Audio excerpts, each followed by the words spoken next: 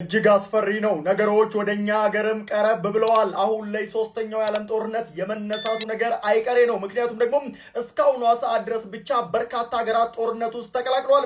በዚህም ታዲያ እስራኤል፣ ኢራን፣ አሜሪካ ኢቭን ራሽያ ራሱ በዚህ ጉዳይ ላይ መግለጫ ሰጥታለች። እንደዚሁም ደግሞ ዩናይትድ አረብ ኤምሬት በሚሳኤል ተደብድባለች። ኩዌት ላይም ከፍተኛ ፍንዳታ እየሰማን እንገኛለን። ሂዝቦላ ያለበት ሊባኖስም በዚህ ጦርነት ገብታለች። ሁቲዎች እያንቀጠቀጧት የምትገኝ የመንም ታዲያ እስራኤል ላይ ድብደባ ለመፈጸም ዝግጅት መጨረሱ ተገልጿል። በዚህም ታዲያ ወደ 10 የሚጠጉ ሀገራትም አሁን ላይ ባለፉት 2 ሰዓታት ውስጥ ብቻ ወደዚህ ጦርነት በይፋዊ መልኩ እንደገቡ እየተመለከትን እንገኛለን። መጀመሪያ እስራኤል ኢራንን ደብድባለች። ኢራን ደግሞ የመልሶ ማጥቃት ለማድረግ ወደ ባህሬን ተኩሳለች። አሁን በተሰማ መረጃ ደግሞ ዩናይትድ አረብ ኤምሬት አቡዳቢ ላይ ከባድ የተባለ ፍንዳታ ተከስቷል። ይህንንም ባለስቲክ ሚሳኤል ኢራን ተኩሰዋለች እየተባለ ይገኛል። ኩዌት ላይም ከባድ ፍንዳታ ተከስቷል። እንደዚሁም ደግሞ ራሽያም ታዲያ በዲሜትሪ ሜድቬዴቭ በኩል መግለጫን አውጥታለች። ነገሮች በጣም ውስብስብ ሆነዋል። ሶስተኛው የዓለም ጦርነት በቅርቡ ፊሽካው እንደሚነፋ እርግጥ ሆኗል። ባለፉት 40 ደቂቃ ውስጥ እስራኤል ያደረገችውን ነገር ልንገራችሁ። ኢራን ላይ ቅድም እንደነገርኳችሁ ቦምቦችንና ሚሳኤሎችን መደብደቧ ይታወቃል። የእስራኤል መከላከያ ሚኒስትር ታዲያ በኢራን ላይ ቀድሞ የማጥቃት እርምጃ መውሰዱን አስታውቆም በመላ ሀገሪቱ ደግሞ የአደጋ ጊዜ የማስጠንቀቂያ ደውል ማሰማቱ በዚህ ሰዓት የወጡ መረጃዎች አሳይቷል። እስራኤል ጥቃቱን ተከትሎ በመላው ሀገሪቱ የአስቸኳይ ጊዜ አዋጅ ማወጇ ነው የተነገረው። እርምጃው ታዲያ ከኢራን በኩል ሊፈጸም የሚችል አጸፋዊ እርምጃን ተከትሎ ዜጎች ታዲያ ወደ አደጋ ጊዜ መደበቂያ ክፍል ውስጥ እንዲገቡ በእስራኤል ሳይረኖች እየተሰሙ እንደሚገኙ መረጃዎች እየወጡ ይገኛሉ። በመካከለኛው ምስራቅ ከፍተኛ የተባለ ውጥረት እንግዲህ ተከስቷል ማለት ነው። አሜሪካም ሆነች እስራኤል ወደዚህ ጦርነት አንድ ጊዜ ገብተዋል። ኢራንስ ምን አይነት አጸፋዊ ምላሽ ትሰጣለች የሚለው ተጠባቂ ሆኗል። ኢራን እንግዲህ በቀጥታ የመልሶ ማጥቃት እርምጃዋን ቀጥላለች። በዚህም ታዲያ ታርጌት ያደረገችው አሁን ላይ አሜሪካን ሲሆንም በዚህ ጉዳይ ላይ አዳዲስ መረጃዎች በሰፊው እየወጡ ይገኛሉ። ፎሎ ማድረጋችሁን እያስታወስኩኝ ኢራን አሁን ላይ በፈጸመችው የባሊስቲክ ሚሳኤል ጥቃትም የዩኤስ ኔቪ ሎጂስቲክ ፋሲሊቲ ባህሬን ውስጥ የሚገኘውን ማለት ነው በቀጥታ ማጥቃቷ ተሰምቷል። ስለዚህ ኢራን አሁን ላይ ታርጌት ያደረገችው አንድ አሜሪካን ነው። ቀጥሎ ደግሞ ጥቃት የፈጸመችባትን እስራኤል ነው። ወደ እስራኤል ወደ ቴልአቪቭ በርካታ ሚሳኤሎችን ኢራን መተኮሷ ተሰምቷል። እስካሁን ድረስ ታዲያ እስራኤል ላይ ምን አይነት ጥቃት አድርሰዋል ወይም እስራኤል ደርሰዋል ወይ የሚለው ጉዳይ እስካሁን አልተረጋገጠም። ነገር ግን የዩኤስ ኔቪ ፋሲሊቲ እንደምትመለከቱት ባህሬን ውስጥ በኢራን ተመቷል። ሌላው ኢራን ታርጌት ያደረገችው እንደዚሁ እስራኤልን፣ ባህሬንን፣ ዩናይትድ አረብ ኤምሬትን እና ካታርን እንደሆነ እየተሰማ ይገኛል። በእነዚህ አካባቢ የሚገኙ ከእስራኤልና ከአሜሪካ ጋር የተያዙ ኔቪዎች እንግዲህ ታርጌት እንደሚደረጉ መረጃዎች አሳይተዋል። የእስራኤሉ ጠቅላይ ሚኒስትር ቤንያሚን ኔታንያሁ ለ47 ዓመት ኢራንን እየበዘበዘ ነው ያለውን አያቶላ አሊ ኻሜኒንም በቀጥታ ከስልጣን ለማውረድ እንደሚሰሩ እንግዲህ ዛሬ ጠዋት ላይ መግለጫ ሰጥተዋል። ይህንኑ መግለጫም ዶናልድ ትራምፕም ቀጥለውበታል። እስካሁን ድረስ የኢራኑ እስላማዊ መሪ አያቶላ አሊ ኻሜኒም በዚህ ጉዳይ ላይ ምንም እየተናገሩት ነገር የለም።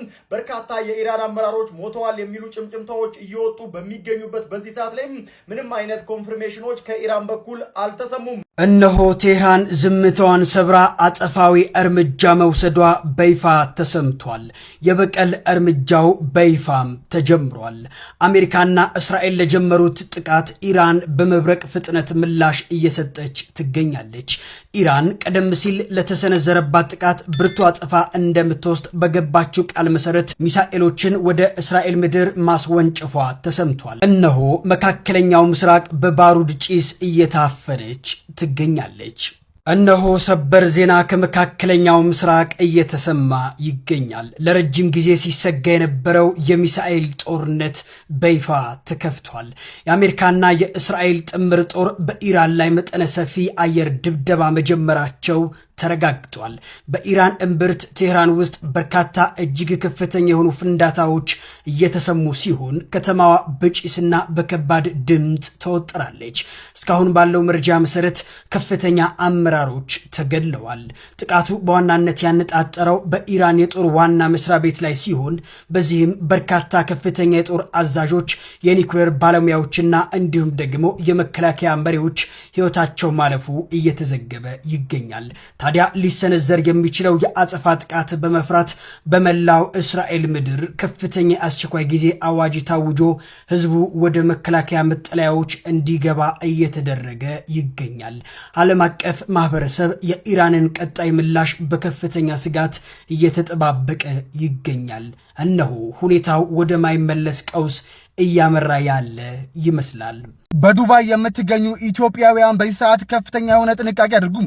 እንደ አልጀዚራ መረጃ ከሆነ እንግዲህ በዚህ ሰዓት በዱባይ ከፍተኛ የሆነ ፍንዳታ ሰምቷል። በዛሬው ዕለት እንግዲህ በኢራንና በእስራኤል መካከል በተፈጠረው ግጭት ምክንያት በዱባይ በባህሬን እንዲሁም በመላው ዩናይትድ አረብ ኤሚሬት ከፍተኛ የሆኑ ፍንዳታዎች እየተሰሙ ይገኛሉ።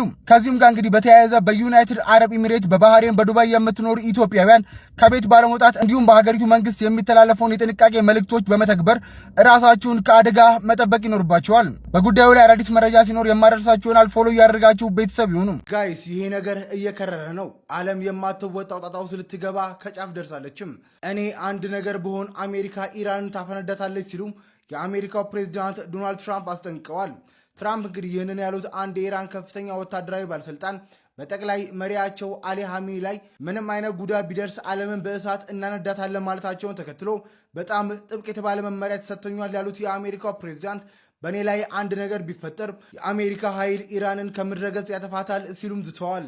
ሰበር ዜና፣ ጦርነቱ በይፋ ተጀምሯል። እስራኤል ኢራን ላይ ከፍተኛ የተባለ የሚሳኤል ጥቃት ፈጽማለችም። ለቀናት ከፍተኛ ውጥረት ላይ የነበሩት እስራኤልና ኢራን አሁን ላይ ወደ ለየነት ጦርነት ገብተዋል። በዚህም እስራኤል አስቀድማ በኢራን ከተሞች ላይ ከባድ የተባለ የሚሳኤል ድብደባ ፈጽማለችም። በአሁኑ ሰዓት የእስራኤል መከላከያ ሚኒስቴር እስራኤል ካትስ በመላ ሀገሪቱ የአስቸኳይ ጊዜ አዋጅ አውጀዋል። እስራኤል ከኢራን የሚሰነዘርባትን የበቀል ጥቃት ለመከላከል የአየር ክልሏን በሙሉ ዘግታለች። ኢራን በበኩሏ ከባድ የተባለም የአጸፋ ምላሽ ለመስጠት እየተዘጋጀች ትገኛለችም። በጉዳዩ ላይ አዳዲስ መረጃ ካለ የማደርሳችሁ ይሆናል። ፎሎ እያደረጋችሁ መከታተል ትችላላችሁ።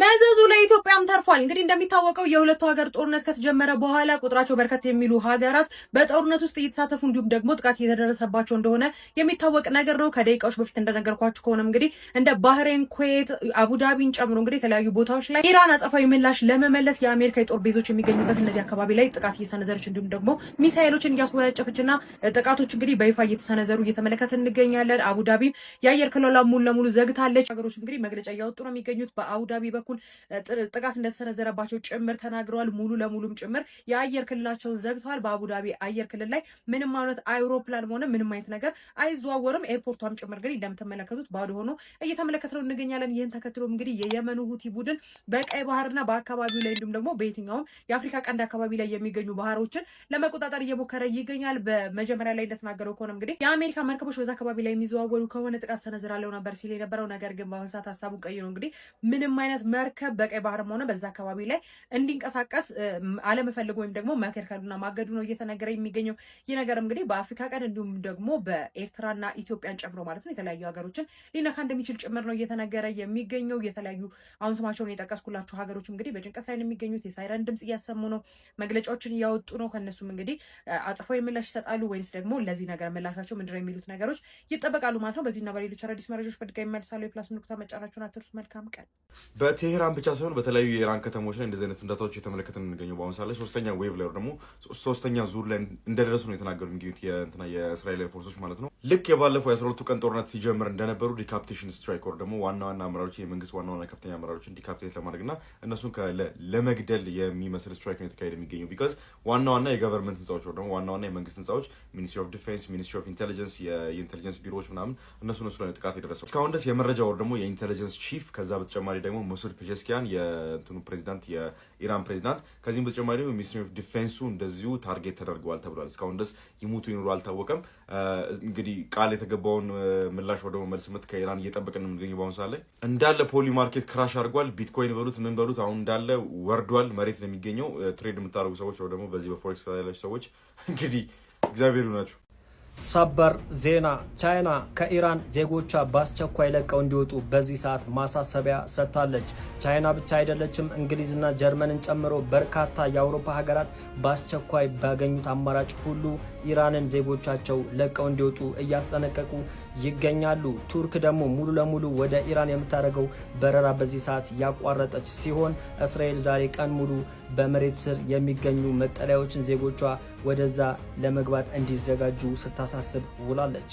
አሜሪካ በባግዳድ የሚገኙ ሰራተኞቿና ዲፕሎማቶቿን አስወጥታለች። በርካታ የአሜሪካ የጦር ጀቶች በጆርዳንና በእስራኤል መንደርደሪያዎች ላይ ዝግጅታቸውን ጨርሰዋል። የአየር ላይ ነዳጅ መሙያዎችም ዝግጅታቸው ጨርሰዋል። ዓለም ላይ ትልቁ የተባለው የጦር መርከብን በዚህ ሰዓት እስራኤል ደርሷል። የእስራኤል የአየር መቃወሚያ የሚተኩሱ ወታደሮችን ቦታቸውን እንደያዙ ተነግሯል። የኢራን እነዛ መታተኛ ሚሳኤሎች የሚወነጨፉበት ቦታም አመቻችተው ቦታቸውን ይዘዋል። የአሜሪካ የጦር መርከቦችና ወደ እስራኤል የሚተኮሱ ሚሳኤሎችን በዚህ ሰዓት ዝግጁ እንደተደረጉ እየተነገረ ይገኛል። እንግዲህ የመካከለኛው ምስራቅ ውጥረት ባንዴ ተቀጣጥሏል ማለት ይቻላል። በዚህ 24 ሰዓት ውስጥ እንግዲህ አዲስ ነገር ሊኖር ይችላል ወይም ደግሞ ጦርነት ሊኖር ይችላል እየተባለ ከየአቅጣጫው መግለጫ እየወጣ ይገኛል።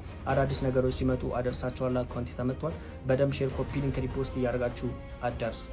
ዛሬ እስራኤል የፈጸመችው ጥቃት እንግዲህ የኢራን የኒውክሌር ፕሮግራምንም ጭምር አጥቅታለች። ይሄ የምትመለከቱት እንግዲህ የኢራን ሰማይ ላይ የተነሳ ፉቴጅ ነው፣ ቪዲዮ ነው፣ ፎቶ ነው። ይሄን ስክሪንሾት አድርጌ ነው እንደምትመለከቱት ፋይተር ጀት አለ እዚህ። እናም ከዛ በተጨማሪ ደግሞ ታርጌት ያደረገችው የኢራን ኢንተለጀንስ ሚኒስትር፣ የኢራን ዲፌንስ ሚኒስትር፣ ከዛ በተጨማሪ ደግሞ የመሪያቸው አያቶላ ካሜኒን ቤትንም ጭምር ነው። እሱ ሙሉ ለሙሉ ዲስትሮይድ ሆኗል የሚሉ ዜናዎች እየወጡ ነው። ከዛ በተጨማሪ ደግሞ አቶሚክ ኤነርጂ ኤጀንሲውንም እንዲሁ እስራኤልና አሜሪካ ታርጌት አድርገው እንግዲህ ጥቃት ፈጽመዋል። ከዛ በተጨማሪ ደግሞ ኮማንደር ኢን ቺፍ ኦፍ ዘ አርሚ ኦፍ ኢስላሚክ ሪፐብሊክ ኦፍ ኢራን ወይም ደግሞ አርቴሽ የሚባለው ማለት እሱን ኢንዌት እንዳደረገ አስታውቃለች እስራኤልና አሜሪካ። ከዛ በተጨማሪ ደግሞ የእስራኤል ባለስልጣናት እንደተናገሩት ከሆነ ይሄ ጥቃት የሚሆነው የ4 ቀናት ጥቃት ነው። ይሄ የመጀመሪያ ዌቭ ነው የሚሆነው። ከዛ በተጨማሪ ደግሞ ዘ ላየንስ ሮር የሚል ስያሜም ሰጥቷል። ወታደራዊ አዛዦች፣ የኒውክሌር ባለሙያዎች እንዲሁም ደግሞ የመከላከያ ትልልቅ የሚባሉ አመራሮች በጥቃቱ መሞታቸው ነው እየተናገረ የሚገኘው። እንደሚታወቀው እንግዲህ ጠዋት ላይ እስራኤል በይፋ የኢራንን መደብደቧ እንዲሁም ደግሞ ወታደራዊ እርምጃ እየወሰደች እንደሆነ ተሰምቶ ነበረ። ይህንን ተከትሎም እንግዲህ ትልልቅ የሚባሉ ለኢራን እጅግ በጣም አስፈላጊና ወሳኝ ሰዎች እንደሞቱ እንዲሁም በተጨማሪ ደግሞ እስካሁን ድረስ እንግዲህ ቁጥራቸው በውል ያልታወቀ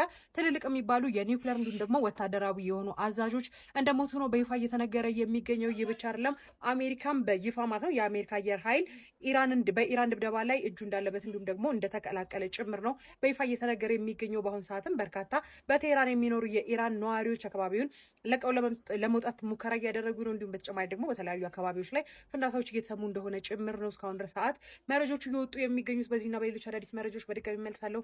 መልካም ቀን እንላችሁ።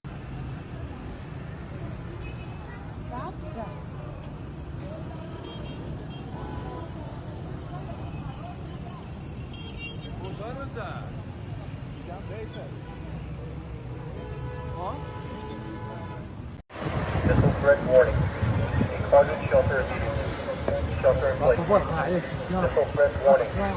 Enclosure shelter immediately. Shelter in place.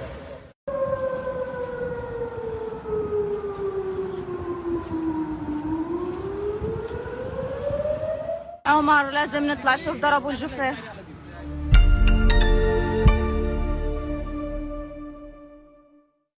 የአሜሪካን ፕሬዝዳንት የሆኑት ዶናልድ ትራምፕ የጦርነት መልእክታቸውን አስተላልፈዋል። ይህንን መልእክት ያስተላለፉት ለዓለም ሕዝብ፣ ለሀገራቸው ሕዝብ እንዲሁም ለኢራን መንግስት በተጨማሪም ለኢራን ሕዝቦች፣ ለኢራን ወታደሮች ነው። በዚህ መልእክታቸው አሜሪካን ኢራን ላይ ጥቃት መክፈታቸውን ተናግረው በዚህ መልእክታቸው ላይ ኢራን ለ47 ዓመታት ሞት ለአሜሪካ ስትል ነበር። በዚህም ምክንያት በኢራን ዋና ከተማ በቴህራን የተፈጸመውን የአሜሪካን ኤምባሲ ጥቃት ጠቅሰው እንዲሁም በተለያዩ ፕሮክሲዎች የአሜሪካን ዜጎች ህይወታቸውን አጥተዋል ብለዋል። በተጨማሪም እንደተናገሩት የዚህ ጥቃት ዋናው ሐሳብ ኢራን ኒውክሌር ቦምብ እንዳትታጠቅ ነው ብለዋል። ምንም እንኳን አሜሪካን ባለፈው ጊዜ በወሰደችው ጥቃት የተለያዩ የኒውክሌር ፋሲሊቲዎችን ብትመታም ነገር ግን ኢራን ከእንደገና አድሳ እነዚህን ተቋሞች ከእንደገና ለመጠቀም እየሞከረች ነው። ስለዚህ ይህንን ጥቃት የመውሰድ ግዴታ ነበረብን ብለው ተናግረዋል። ይህም የሚደረገው ለአሁኑ ጄኔሬሽን ሳይሆን ለሚመጣው ጄኔሬሽን ነው። ኢራን አስቡት ኒውክሌር መሳሪያ ከታጠቀች ምን ነገር ልፈጽም እንደምትችል ብለው ተናግረዋል። ታዲያ በዚህ ጦርነት መካከል ብዙ አሜሪካኖች ሊጎዱ ይችላሉ። ይህ ጦርነት ስለሆነ ነገር ግን ብዙ አሜሪካኖች እንዳይጎዱና በፍጥነት ጦርነቱን እንድንጨርሰው እሰራለሁ ብለው ተናግረዋል። ይህም የሚከፈለው ለአሁኑ ጄኔሬሽን አይደለም ለወደፊቱ ጄኔሬሽን ነው ብለው ተናግረዋል። በተጨማሪም በኢራን ውስጥ ለሚገኙ ፖሊሶች እንዲሁም ወታደሮች መልእክት አስተላልፈዋል። በፍጥነት መሳሪያችሁን መሬት አስቀምጣችሁ እጅ ስጡ። እጅ ከሰጣችሁ ምንም አይነት እርምጃ እናንተ ላይ አንወስድም፣ ነገር ግን አሻፈረኝ የምትሉ ከሆነ ጥቃቱ እናንተ ላይ ይዞራል ብለው ተናግረዋል። በተጨማሪም ለኢራን ህዝቦች መልእክት አስተላልፈዋል። እስካሁን ድረስ ስትጨቆኑ ነበር፣ እስካሁን ድረስ የአሜሪካን እገዛ ስትጠይቁ ነበር። የትኛውም የአሜሪካን ፕሬዝዳንት እስካሁን ድረስ ይህንን እገዛ አላረገላችሁም፣ ነገር ግን እኔ ይህንን እገዛ ላረግላችሁ ተነስቻለሁ። ስለዚህ ከቤታችሁ በፍጹም እንዳትወጡ። በሚመጡት ጊዜ ውስጥ እጅግ በጣም ከባድ የሆኑ ቦምቦች ናቸው በኢራን ላይ የሚዘንቡት። ስለዚህ ቤታችሁ ሁኑ፣ እግራችሁ ወደ ውጪ እንዳይወጣ ብለው አስጠንቅቀዋል። ነገር ግን ቦምቡን ካበቃም በኋላ ጋፕ ካለ በኋላ ወጣችሁ መንግስታችሁን ተረከቡ። መንግስቱ የኢራን ህዝብ ነው። ስለዚህ ወጣችሁ መንግስታችሁን ተረከቡ፣ ተቆጣጠሩ ብለው እንግዲህ መልእክት አስተላልፈዋል። የእሳቸው መልእክት እንደሚያሳየው ከሆነ መጪዎቹ ጊዜዎች እጅግ በጣም ከባድ የሚሆኑ ጊዜዎች ናቸው። የኢራንን መንግስት ሙሉ ለሙሉ ለማስወገድ የሚወሰድ እርምጃ ነው። ስለዚህ ከባድ ጦርነት ነው። ይህንን ቪዲዮ በምሰራበት ወቅትም እንግዲህ ኢራን ወደ እስራኤል ተኩሳለች የተለያዩ ቦሊስቲክ ሚሳይሎችን። በአሁኑ ወቅትም እንግዲህ እስራኤል ላይ አርፈዋል ተብሎ የተነገረ ይገኛል። አሁንም አዲስ ነገር ካለ በፍጥነት አፕዴት ማድረጋችሁ ይሆናል። ብሩክኔ ፎሎና ላይክ ማድረግ እንዳትረሱ። ሰበር ዜና፣ እስራኤል ኢራንን መደብደብ ጀመረች። የእስራኤል መከላከያ ሚኒስቴር በኢራን ላይ ቀድሞ የማጥቃት እርምጃ መውሰዱን ሲያስታወቅ በመላ ሀገሪቱ የአደጋ ጊዜ ማስጠንቀቂያ ደውል መሰማቱ ተዘግቧል። ፋርስ ዜና ወኪል እንደዘገበው በኢራን ዋና ከተማ ቴህራን ማዕከላዊ ክፍል ውስጥ በርካታ ፍንዳታዎች መሰማታቸውን ዘግቧል። የዜና ወኪሉ ቴህራን ውስጥ የሚገኘው ሁለት አካባቢዎች በተለይ ኢላማ መሆናቸውን እና በተጨማሪም 3 ፍንዳታዎች የሚያሳዩ ፎቶዎችንም አጋርቷል። እስራኤል ጥቃቱን ተከትሎ በመላ ሀገሪቱ የአስቸኳይ ጊዜ አውጃለች። እርምጃው ከኢራን በኩል ሊፈጸም የሚችል ጥቃትን ቀድሞ ለመከላከል የተወሰደ መሆኑን ገልጾ ይህንን ተከትሎ ከኢራን በኩል የአጸፋ የሚሳኤል ጥቃት ሊፈጸም እንደሚችል አስጠንቅቋል። ኢራን እስራኤል ላይ በታሪክ ከፍተኛ የተባለውን ጥቃት ለመፈጸም ዝግጅቷን ጨርሳለች ሲሉ የኢራን መንግስት ባለስልጣናት እየተናገሩ ይገኛሉ። ከጥቂት ደቂቃ በኋላ እንግዲህ ይሄ ጥቃት እንደሚፈጸም እየተነገረ ነው።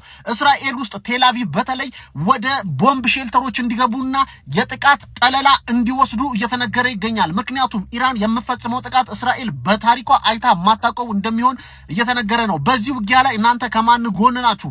ማን ጋር ነው እውነታው ያለው? እስራኤል እና አሜሪካ በአንድ በኩል በመሆን ኢራን ለብቻዋ በዚህ ሰዓት እያጠቋት ይገኛሉ። ከኢራን ጎን የቆመ እስካሁን ድረስ የለም። ራሻና ቱርክ እንግዲህ ይጠበቃሉ በዚህ በኩል በማን እንደሚሆኑ ከሁለት አንዱ ማለት ነው።